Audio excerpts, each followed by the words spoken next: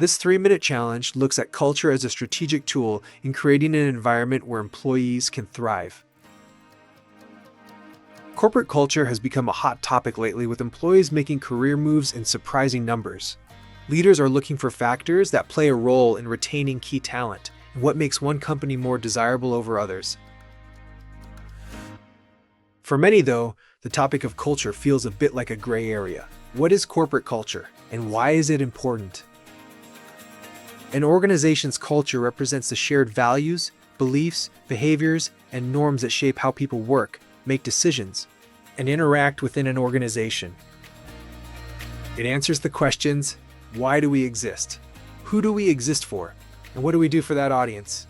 It also considers the structures that support and facilitate how work gets done, including the tools, technology, processes, and people decisions that determine how people interact.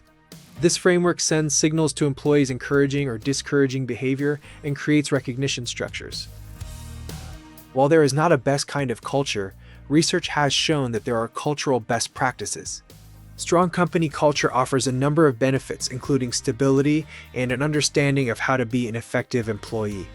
It also ties into employees' sense of identity. Employees spend a significant amount of their life focused on their work.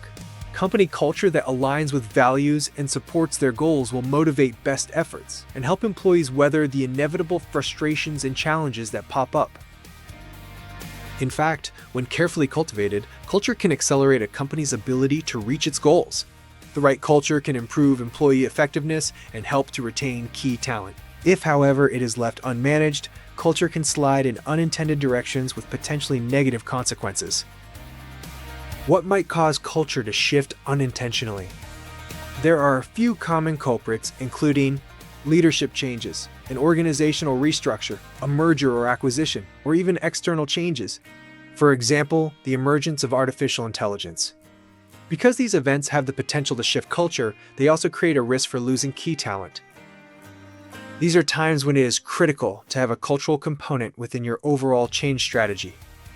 A culture strategy begins with an analysis of current culture to identify how it is helping you to maintain maximum employee engagement, satisfaction, and motivation.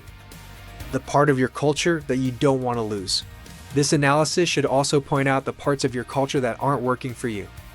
Finally, this discussion should include a look at strategic initiatives for cultural implications. Next, leaders should meet and align on an ideal culture given the proposed changes. Once these two steps are complete, a gap analysis and cultural strategy can be initiated. So now that you understand what makes up culture and when it is likely to be met with challenges, what's next? 1. Identify any current or recent events or changes that may be impacting your culture.